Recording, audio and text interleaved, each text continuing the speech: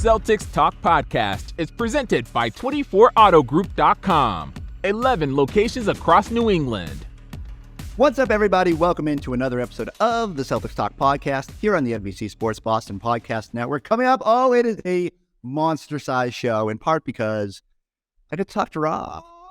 Yeah, my buddy, Robert Williams, pops on the show. We had him on Celtics Post Up on Tuesday, and look, you guys know how I feel about Rob, and I geeked out. It was a little bit of a Chris Farley show moment, just me wondering if Rob knows how awesome he is, but I tried to keep it together. I thought it was very professional. You'll hear that.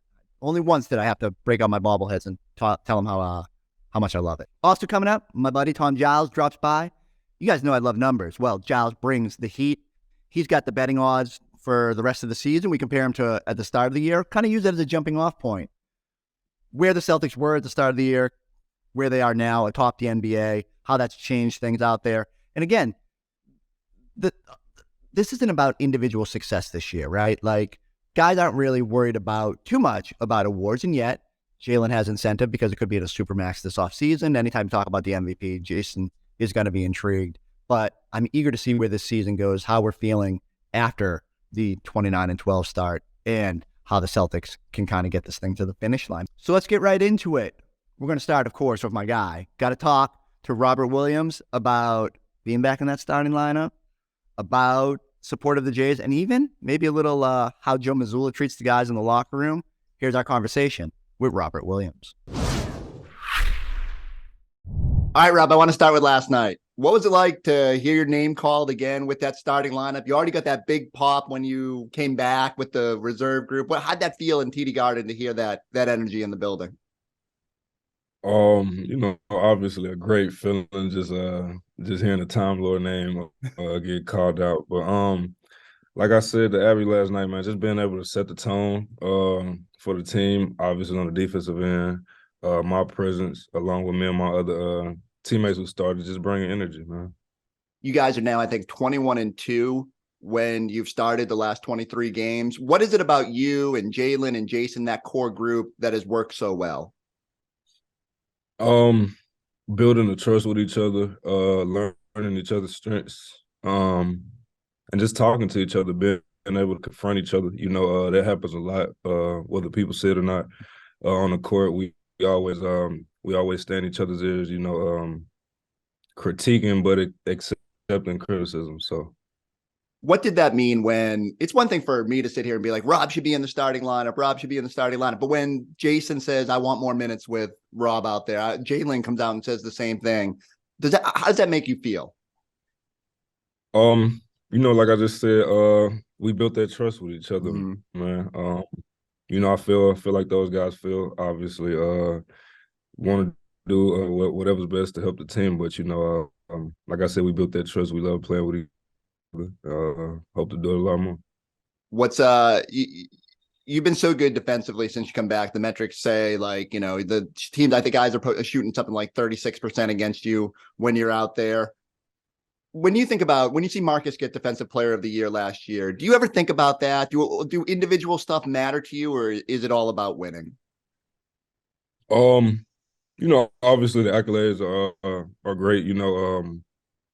Why are you doing something if you aren't doing it for accolades? Small percentage, let's just be real. But getting back to the finals, man, honestly, I know it's a long road, but when the team wins, everyone wins. You know what I'm saying? So,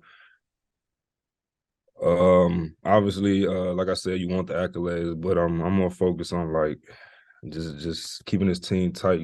Sticking together and getting back down that road. What is the team chemistry like? You said that trust you have with Jalen and Jason, but from Blake and the bench guys, from the outside, it feels like this group more than maybe any other has some sort of bond or chemistry. Do you feel that when you're around this group? Yeah. Biggest thing I say about this group, everyone celebrates everyone, from coaching staff to players to anyone in the facility. We do a great job of celebrating. And the criticism, man, I feel like if you can address a man, he can respect you. You know what I'm saying? So that goes a long way. How is that like? I mean, when someone comes at you, do you have to say, okay, they're coming from a positive place? Like, is it hard when people are being critical at times, or do you just accept it? Yeah, for sure. Your natural response is to get defensive, but like I said, we built a trust even within these couple of months with all the new players, knowing that your brother is trying to look out for you, and you got to respect him. I don't know how big of a fashion guy you are. You typically have the T-shirt, the beanie, but Gallinari showed up in San Antonio wearing cowboy boots. Jason had that Cookie Monster fur coat on last night. What do you think of some of these outfits your teammates are busting out?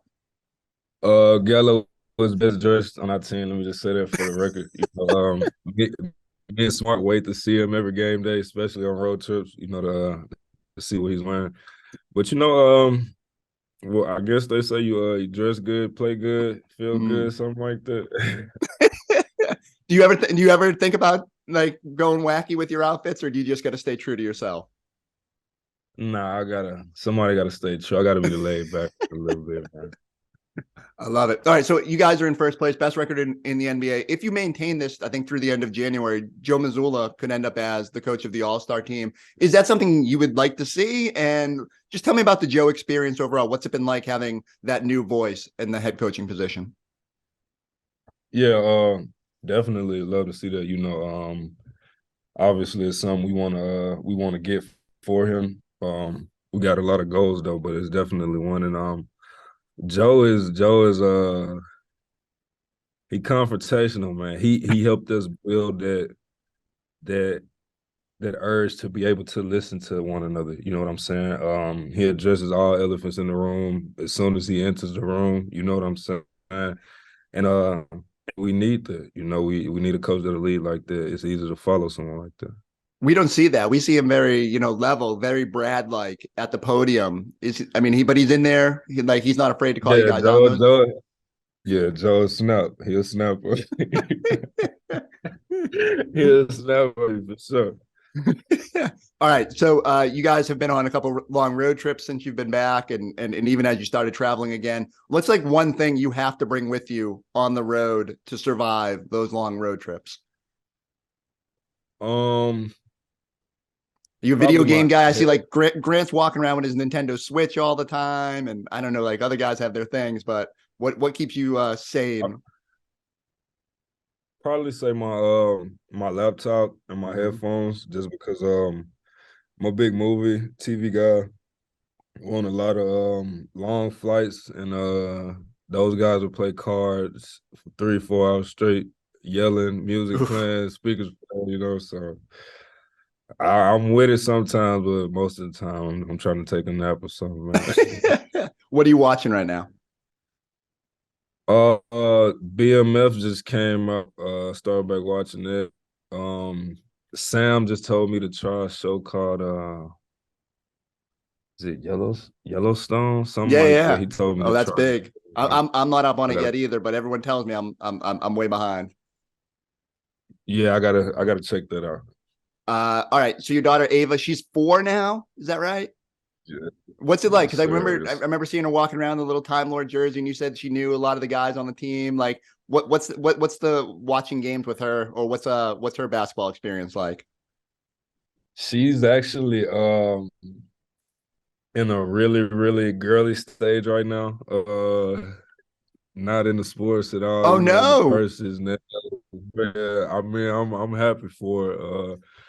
If she has a change heart, it's cool, but she's a fashion designer. Ooh. If you ask her right now, so I gotta maybe you need to hook her up with Gallo and have her program some of those outfits for him. All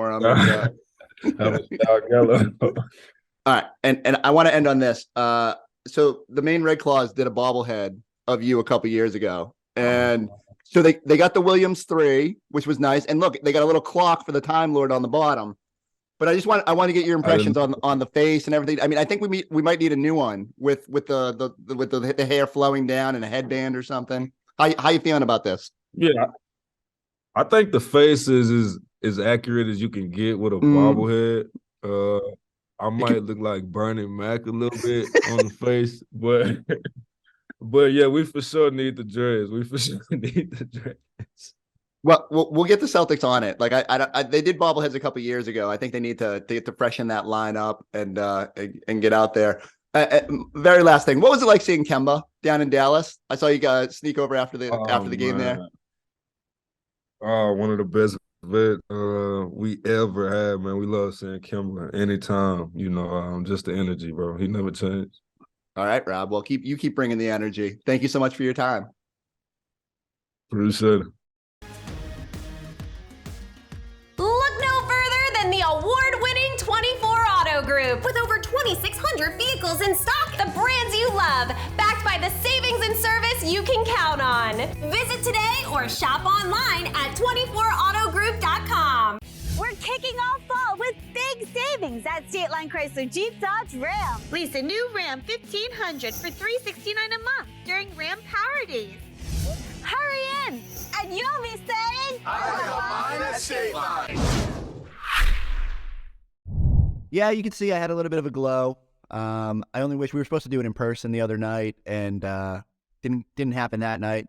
I joked here, it's the restraining order, right? Like, they can't let me too close to Rob. I might just totally fanboy at that point. But I love his honesty. I love just the way he's feeling about this group. It's good to see Rob back out there, and it's part of the reason you should be particularly bullish about the Celtics in the second half of the year. Why else? Well, let's get into the numbers with my guy, Tom Giles. Here's our conversation about how the Celtics look after this first half and what's ahead in the second. All right, Giles, halfway home. Let's start big picture. How you feeling about this team? Good. I think that they're probably ahead of where we thought they would be right now.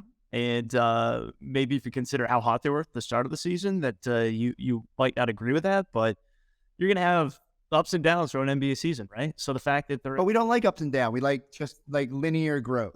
Yeah, no, it's not going to happen. You gotta survive the journey. And so I thought the first half of the season was a little bit of a journey, and the fact that they're still the best team in the NBA record-wise, I think speaks highly of what they were able to do. Did you get discouraged at all during that 8-8 stretch through December where they rode the roller coaster? Because I for most of the ups and downs, I was like, whatever. And then that Oklahoma City game happened, and I said, like, championship teams don't get their doors blown off by 150 points against Oklahoma City, and yet I feel better now, but that's because I'm riding the recency bias of a 3-game winning streak. Yeah, I wasn't that discouraged. It just honestly felt like every team in the NBA is going to go through some sort of stretch like this, unless you're, the Warriors winning 73 games or the Bulls are winning 72. And honestly, I just didn't think the Celtics were in the hunt for something like that this season.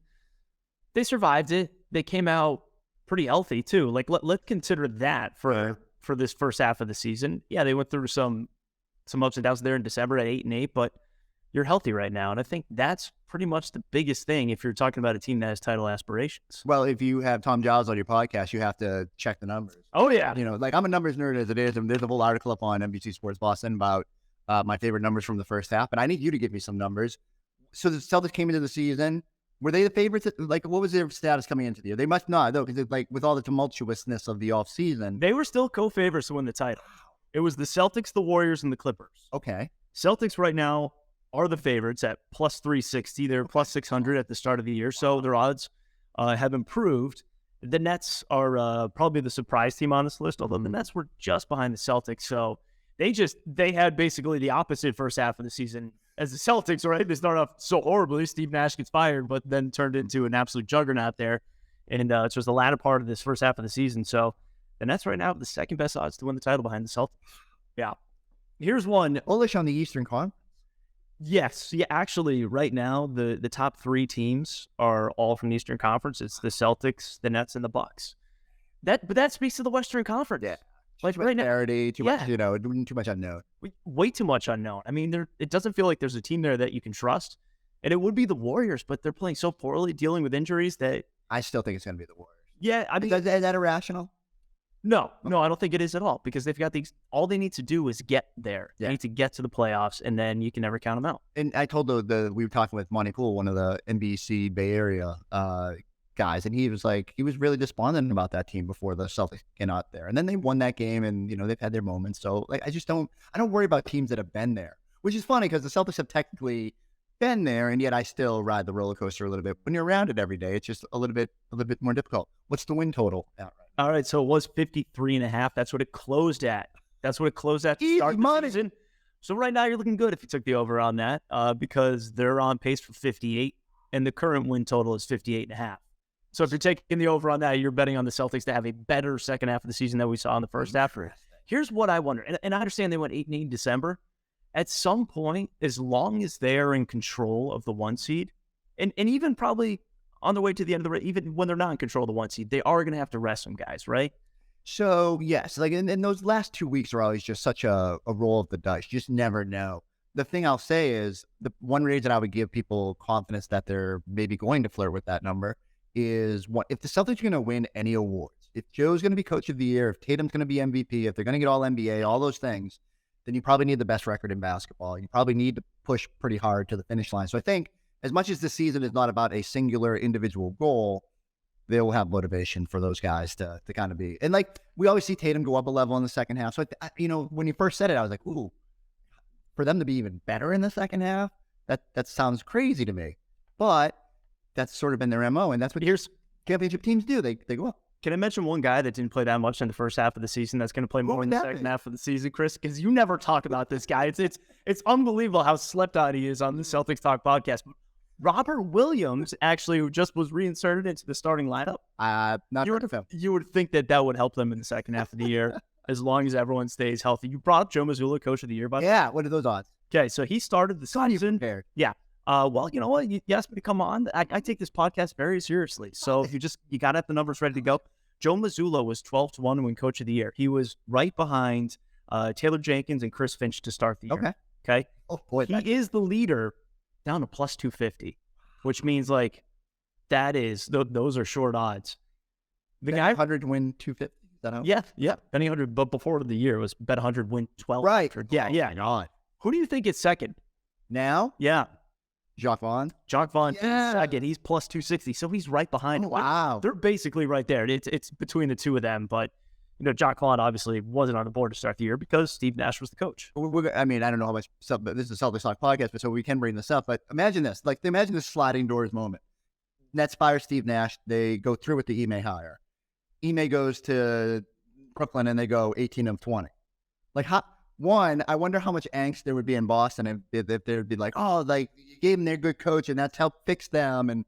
And I don't know. It's just like, it would be a major storyline to me.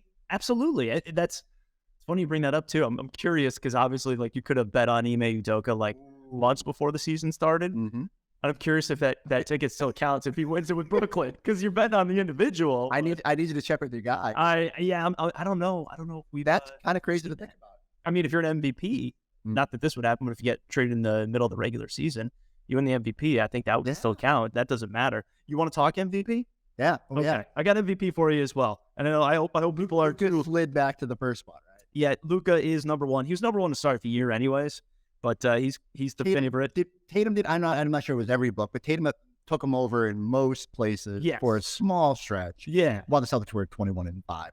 Yeah, he was the favorite at that point, but Luka really took over again with that 61 point, 20 plus rebound, 10 plus assist game. Books love the pounce after a big. It was Well, it's not just the books; it's the people. Right. So the people are like, "Oh, did you see what Luka did? They're gonna bet on that." So then all of a sudden the books have to shorten the number and try to.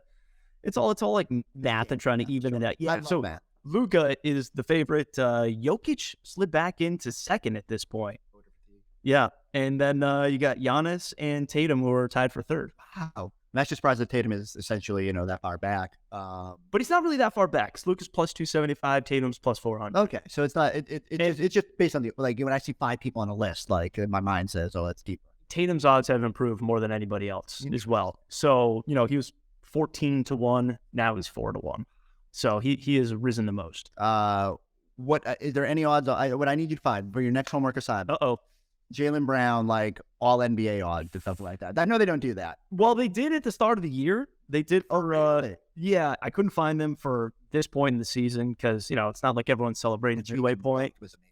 Well, to start the year, Jaylen Brown was 25-1 to make first team All NBA. Okay. But that first, that's up.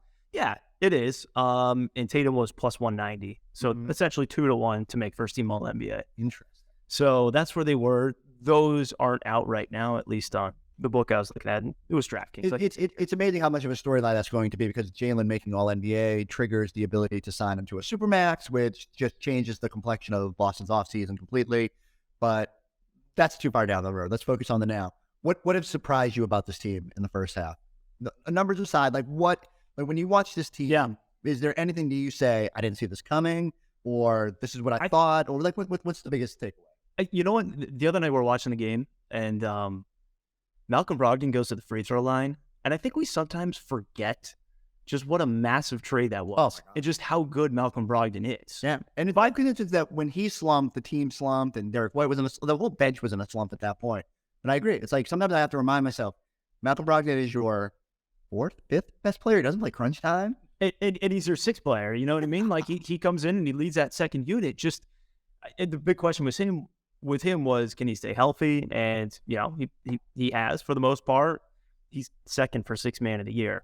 Russell Westbrook is kind of the odds-on favorite. So, and so much of that will be what happens with the Lakers. If they're a play-in team, how do you give them a sixth place? The sixth man of the year award for a guy who didn't even help the team get into the playoffs. Brogdon has to be a little bit crisper, I didn't expect him to shoot. I think he's 44% from beyond the 3-point arc. Yeah. I believe he's ahead of one of the Jays in terms of drives per game, which is huge. Just watching him. When he's playing to a high level. This no disrespect, Marcus Smart doesn't play last night, and it's almost jarring that the team is able to withstand, and Peyton Pritchard doesn't barely hit the floor. Yeah. So, but I think that's like a general thing. As I was getting to Brogdon, it's as you just brought up. It's like anytime someone's out, it doesn't really seem to matter because this team has so much depth. That's the crazy part about it is you just look at the depth, and that's why I think you're going to have the ability to rest guys in the second half of the season is because they've got enough where they can withstand most NBA teams as long as, as long as someone shows up and you don't have everyone just taking the night off like you did in Oklahoma City. Do you think they need to make a move? Based on what you saw in the first half, do you think there's something they need that Brad Stevens should be targeting? And how do you make that happen? Yeah. I guess you can always flirt with the idea of getting another big, but I don't necessarily think you need to do that because Blake Griffin, you used him sparingly. But I do want to see Al Horford kind of balanced out a little more in the second half here. I think that you want playoff Al, and you're probably not going to get the same quality playoff Al that you did a year ago. But you need him fresh for the postseason because he was such a difference maker a year ago. So that's one place you could go. But right now, I think you feel pretty good about this team. I do think, you try to find some depth piece, and this is where you would have to come in. Yeah, going big depth on me, it's funny. I love throwing the question to people because even if you're not into the minutia, it's like, sometimes I watch this team and I go, I don't know where you at. Are you finding someone that's better than Luke Cornett or Peyton Pritchard as depth options? Probably not. And that's I feel like if Peyton Pritchard was if they fully invested into developing him, he could be, right on line with what you need for a third, fourth point guard. I actually feel bad that he can't play as much. So it makes me wonder if it's better to just cut bait there. But I don't know. Well, here's the line of demarcation for me. Only trade for a guy that you believe is going to be in your playoff rotation. 100%. And definitely not getting kicks unless that's the case. And that might be half the playoff games, but just someone that's going to be in your playoff rotation. Because otherwise, I don't think you need an extra boost to get through the second half of the regular season. And the one thing I've always said is that you can use the Danilo Gallinari disabled player exception, which is $3 million, 2.5, something like that, to go 3.5, to go get a buyout guy. Because you can outbid the rest of the league, which is, again, the cap nerdery going on here. I don't know if that person plays. You're getting, when is the last time? We joke about this all the time in Boston. We say, well, PJ Brown and Sam Cassell came in, and it was that was 15 years ago, and it really hasn't happened since that someone has gone out at that point and found someone that helps you in the playoffs. I think you just got to trade cautiously. The Celtics have spent a lot of first-round picks to build this team, so I would hate to see them spend it on a 10th man, 11th man, unless it's someone that you see, if you get a power forward that you think maybe is future high-level rotation player as you come out of the Al Horford era, despite the extension, maybe there's some ideas there. I love Naz Reid up in Minnesota. Okay. They've got a million big men. If I had one pie in the sky, but he's on a minimum contract, he's not making any money. It's hard to overwhelm Minnesota to do that deal. So I just think it's going to be hard. I don't see a deal coming, and I don't know if they need a deal. Like you said, they're surviving right now, even when they don't have guys on a certain night. I'm gonna have to look up this Robert Williams that you're talking about. Yes, yeah. Robert Williams, I do believe. I will. As DJ brought up on BST a couple weeks ago, the I, yes. The 3 lines, right? As a Roman numeral for third, yes. So they're new. I'm gonna have to do some research. By the way, the only other thing I do want to mention that about the first half of the season was Jason Tatum's ascension to the superstar level. Biggest reason why? What's the biggest reason why? Like what do you think is different? I think that physically he can get the shot that he wants to get, and he's also playing through contact. If the way he goes to the rim, he's not going to the rim to necessarily just try to get contact. He's looking to finish through contact, which is going to result in more buckets when you're not getting the foul call, or it's going to result in you actually getting fouled and not just looking for the call. I just, that to me has looked like the biggest difference. Well, it makes me feel better because as I'm going through the numbers, I mean, obviously his scoring is up, but the most jarring thing when I look at his stat line is that his free throws up like 2.4 or whatever. Like that, you knew as a superstar, you need to do that because you need to get to the line, you get to get easy points, you need to just like be aggressive. Like you said, you got to draw fouls and all that. But I looked up his, what's essentially called shooting foul percentage. How often on a field goal attempt is he getting fouled? And it's at 14.5% this year, which is about 3% up from last year. And that's a huge jump. Like not only was that like, is it a career high level, but that puts him in an elite category where he is getting to the line where he is, defenses are up in his airspace and he's doing it. The one thing I would say is start of the year, he was amazing at finishing, up around like 75%, finishing around the basket. Come back down to his like normal career level, maybe the high 60s, maybe 70s, something like that.